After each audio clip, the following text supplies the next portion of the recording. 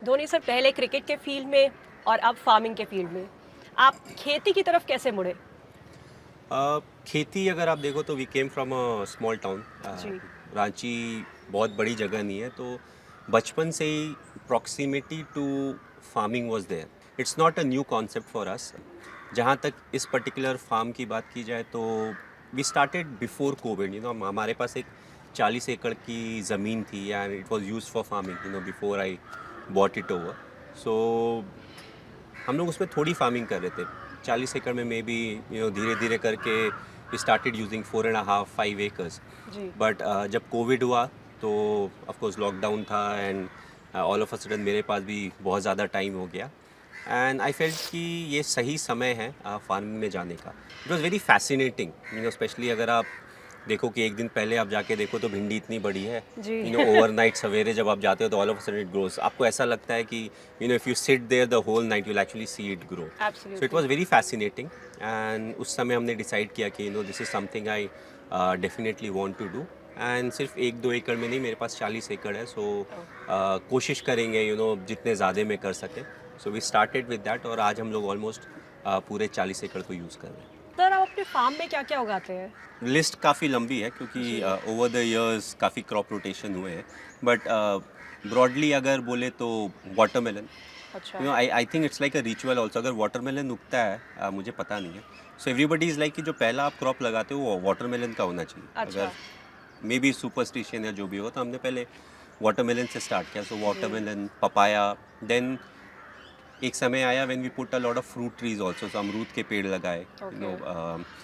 अमरूद के साथ apple pear. So apple pear was this a first time जब उसका फ्रूट प्रोडक्शन हुआ। बेयरिंग स्टार्ट हुआ। उसके अलावा अभी पाइनएप्पल लगा हुआ है, ड्रैगन फ्रूट, हल्दी, जिंजर। और मैंने क्या किया कि so we have it's like a biggish farm. So हाँ। मैंने बोला जहाँ से भी ट्रैक्टर जाने का रास्ता है ना, उसके दोनों तरफ हम आम के पेड़ लगाएंगे। सर आपने अपनी फार्मिंग की शुरुआत स्वराज के साथ की, इसकी कोई खास वजह?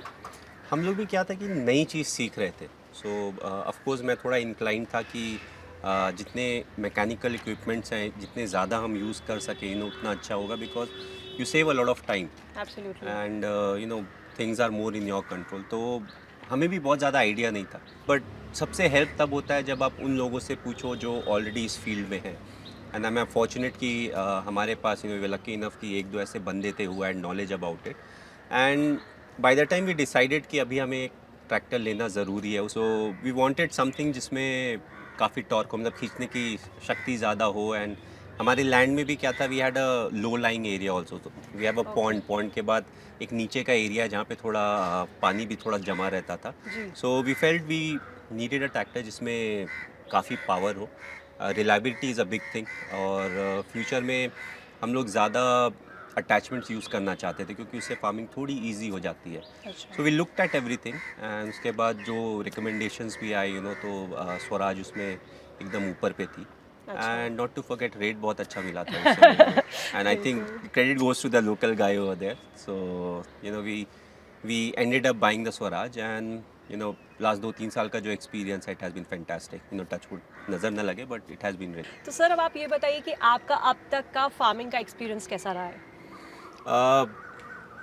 You know ups and downs रहते हैं, इन द जी। सेंस काफ़ी चीज़ें हैं फार्मिंग में जो आपके कंट्रोल में है। हुँ। काफ़ी चीज़ें हैं जो आप सीखते हैं, समय के साथ आप सीखते हैं। सो आई फील जर्नी बहुत ही अच्छी रही है। I don't think I have mastered it. और मैं बहुत ज़्यादा टाइम नहीं दे पाया हूँ, हुँ, हुँ। But it has been very interesting. बहुत ही सेटिस्फाइंग है और गलतियों से आप सीखते हैं। एब्सोल्युटली। एंड जिस तरीके से अगेन रिसर्च चल रहा है, कौन सा क्रॉप आप कब लगाना चाहते हैं, फिर सेम पीस ऑफ लैंड में उसके बाद आप क्या लगा सकते हैं, so that the nutrient content remains the same. अगर मैं आपसे पूछूं कि फार्मिंग और क्रिकेट को अगर कंपेयर किया जाए तो दोनों में से क्या टफ है? लाइफ में क्या होता है, हर चीज़ ही टफ होती है। There is nothing that is easy. So ji. Cricket भी टफ है, फार्मिंग भी बहुत टफ है।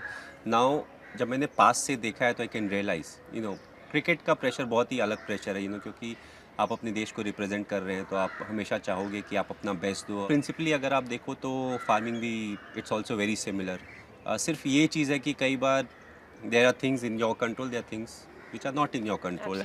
Thank you so much, sir. It was lovely talking to you. My pleasure.